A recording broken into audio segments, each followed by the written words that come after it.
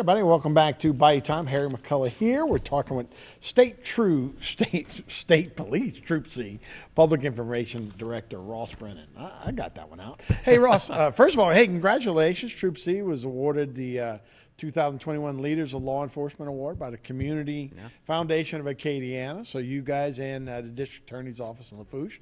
So congratulations for that. Thank you. But let's talk a little bit about this time of year. And it's always a time of year for everybody to celebrate and have a good time. But, you know, after a storm, after everything that's going on, it seems like there's a lot more traffic going on. Yeah. And you guys just want to make sure everybody's aware that, hey, we got to be a little more careful out there. So unfortunately, I'm back on the program talking about additional fatals that occurred. Just over this past weekend, we had two. We had one that occurred, first one on Friday evening, this past Friday. A lady was attempting to pass another vehicle in no passing zone. She struck another vehicle head on, and she ended up passing away due to her injuries Saturday. And then also this past Saturday night, there was a two-vehicle crash in Raceland. Somebody was making a left turn to get onto Highway 90 from Highway 182, and he failed to yield the approaching vehicle and ultimately was struck, T-boned. Three passengers inside that vehicle that was struck. They were not wearing a seatbelt. Two were killed, and the other one's still in critical condition. So. Yeah. So that's 3 and 3 weekends. So we have had an uptick. So it's that time to be careful about what's going on. What can people do to avoid that besides obviously watching where they're going and don't drink and drive, that kind of stuff? Just being more vigilant, paying more attention out there, being aware of your surroundings, try to limit those distractions inside the vehicle, focus, scan potential hazards. Maybe that light's been green for a while, it might change to red pretty soon. There might be a car that pulled up to a stop sign. Is that car going to pull out in front of me? I probably should start thinking about maybe slowing down. Just different things like that, setting yourself up for success. Also, like you said, not driving while impaired. This time of year, there's a lot of holiday parties, different things going on like that. So if you are going to consume any type of alcohol, have a plan in place, a designated driver, or like an Uber or a taxi, different things like that to get home. Yeah, we do have Uber in the area, but it's kind of sporadic. It's kind of spotty. It's not like everybody can just order an Uber after a party. But you can always have a DD, right? Correct, somebody in your group. We talked about traffic. Does it seem like there's more people out there right now? Where are they coming from? I'm sure it's workers, people in trying to help out. It just seems like there's more traffic now. Yeah. So it's kind of a culmination of a bunch of different things. You have workers in here helping rebuild after the hurricane. You also have displaced people. A lot of people down the bayou whose houses were messed up. They're living more up the bayou with maybe friends and relatives. So in our area around here, especially between home and Thibodaux, there's a lot more people in the area, a lot more people staying, a lot more people commuting, different things like that. So it's not your imagination. There's definitely a lot more traffic on the roadway. It takes a lot longer to get to places. So just exercise patience out there. Maybe leave a little bit early, different things like that. Especially even with the holidays coming up, people coming into town to visit relatives. So that traffic number is just going to keep going up. Right, and you got 2 bus schedules that are going on because the schools are commuting there, and then it seems like every couple of miles you have some guy picking up trash, those trees or debris and that kind of stuff, which they'll kind of stop traffic, or there's always something going on. Something going on. So you mentioned stops, and we talked a little bit about having getting in an accident, that kind of stuff. But the storm, you got to make sure you have the right insurance papers, and that might have been a little different, right? Yeah. So especially with a rise, people on the highways, we're also starting to see a rise in more traffic crashes that are occurring, and that's just kind of common sense. The more people on the road, the more chances of something to happen. But like you said, just make sure you have that paperwork. There's 3 types of paperwork that you should have inside the vehicle at all times at a minimum. One's your license. You should always have a license with you on your person, your wallet, your purse. And the second one's registration and insurance. That's kind of common sense. But what's happening now is that a lot of people who are displaced from the hurricane, they're not staying at their typical residence, so they're not getting that mail like they normally would. They might not even have a mailbox back at home. So what we're starting to hear is that people think that they're having insurance and they are not getting those bills in the mail from the insurance companies, and come to find out that their policy has lapsed and been canceled because they think that it's being paid, but it's not, because they haven't got that bill in the mail, maybe because they're staying with somebody else, different things like that. So there's people out there that they're riding around, they're thinking they have insurance, but maybe they get stopped or they're involved in the crash, and it comes down to it, they don't have insurance coverage. And unfortunately, in the state of Louisiana, you have to have insurance on your vehicle.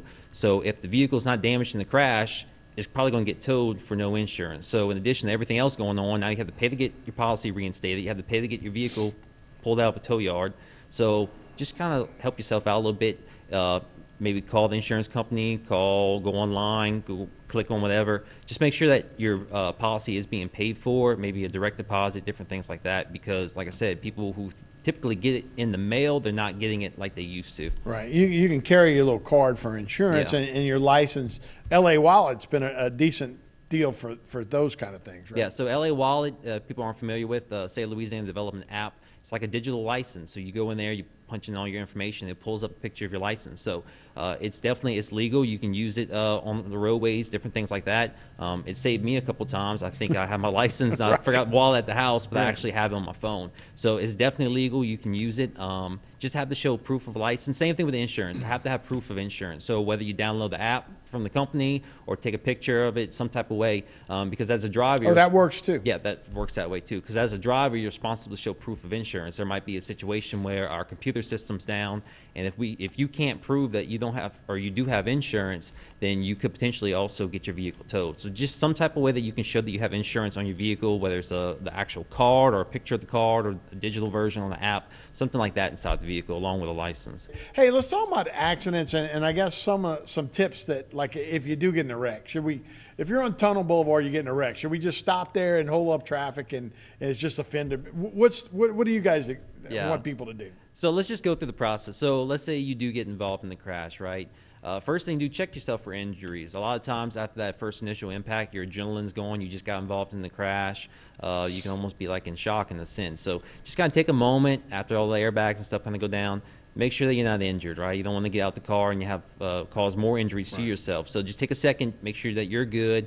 Also, just check on your passengers too. Make sure that everybody's good. So that's even right after the crash happened, while everybody's still inside the vehicle. Just take a little moment, take a breather, let that adrenaline settle a bit. Just kind of make sure everybody's good, and then also see what type of, if somebody is injured, the extent of the injuries.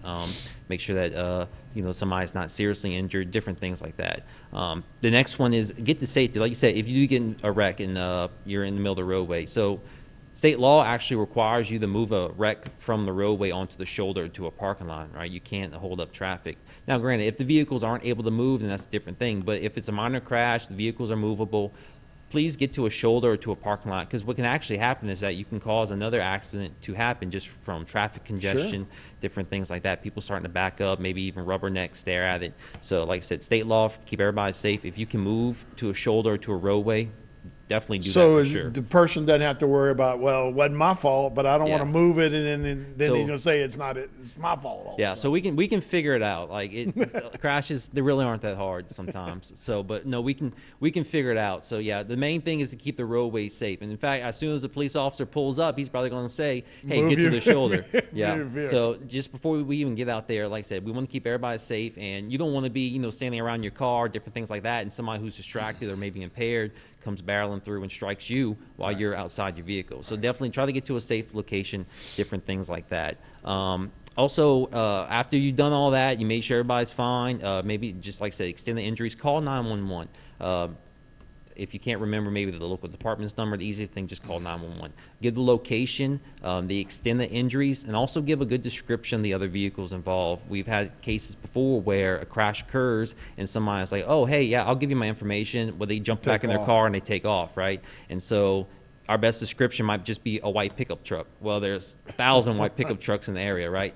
So just try to get a license plate. Maybe if it's a company vehicle, Take a picture. Yeah, try to get a picture, something like that. That way, responding officers, if that person does run, they can keep an eye out for them and maybe be able to locate them, because we have that happen a lot. And like we said earlier, the last segment, people not having insurance, you're kind of seeing a lot more hit and runs because people are just trying to get out, trying not to get in trouble, different things like that. And next one is wait for help. So while you're waiting for help, after you call 911, gave a good description, get that paperwork and stuff together. Like we talked about, the insurance, the registration, your license. On the topic of license, make sure it's up to date. Make sure it's not expired and it's not suspended. There's a lot of times that people, they don't realize their license is suspended. They might have outstanding fees at the DMV that they are not knowing about, and the DMV actually suspends it. So it won't be until maybe after once we maybe stop them or they get in the crash that they realize that their license is something's wrong with it. It's not valid. So just kind of do that a little bit beforehand, before you get on these roadways. Yeah, just kind of get everything together. That way you're not digging through. Also, before you get on these roadways, maybe take maybe an evening at the house. Empty out all the old insurance cars. There's sometimes people that are flipping through 10, 15 old insurance cars. They can't find the right one. So just make sure that you have whatever information you need for the vehicle, the registration, the insurance. It's the most up-to-date one, and it's easily accessible. And then, like I said, after a crash, kind of get that all together. It just kind of makes it a little bit easier for the officer, kind of get you out there quicker. It's already inconvenient getting into a crash. You're sitting waiting. So just kind of do what you can to help speed up that process right there. Right. This is one of our most challenging times. There's fog at night. Yeah. The roadways are slick because it seems like we have this little, just not rain kind of mixture that's on the roadways.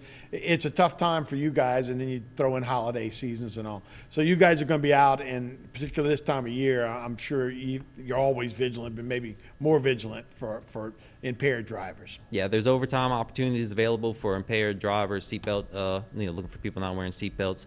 So yeah, definitely, like I said, this time of year, people are going to be out there, enjoying themselves, but we want them to do it responsibly. And sometimes, though, it takes enforcement to make sure that people do that. So you guys normally will have some kind of checkpoints, that kind of stuff, and usually let people know that, hey, tonight there's going to be a checkpoint. You don't know when and where, but more than likely that's kind of a holiday tradition as well. Traditionally, yeah, and that's going to be coming in fact, last week, state police, they hosted a multi-agency meeting to talk about what we can do to combat impaired drivers, aggressive drivers. And that's going to be a part of that meeting coming up. So the first one was more or less just to see who's on board and throw some ideas out there. The next one's going to be, okay, this is what we're going to do. So as those meetings progress, the next one's going to be coming up soon. More concrete ideas are going to come out, maybe additional checkpoints, saturation patrols, maybe enforcement details, different things like that. But that's going to be coming. We've got a little less than a minute, but as you recover from Hurricane Ida, obviously the roadways are probably different. There's debris and all that kind of stuff. Have you noticed that there's more of an issue of that kind of stuff where people are pulled over on the side of the road than normal? Yeah. So people, in addition to getting like nails and stuff in the tire, one thing, a lot of debris is still on the side of the road waiting to be picked up. And what we're seeing is that people driving distracted, they're drifting off the road a little bit. And before, they might just went off onto the shoulder and got back onto the roadway. Well, now they're hitting stuff. So we're starting to see more single vehicle crashes, and a lot of times too, it's maybe people aren't familiar with this area. You have a lot of contractors from out of state down here, a lot of the big trucks, different things like that. A lot of the street lighting is still down. So like I said, now it's just more of a time to be more vigilant, pay attention on the roadways. Absolutely. Ross Brennan, the State Police, Troop C, thanks so much for being with us. All right, we'll be back with more Bite Time after this.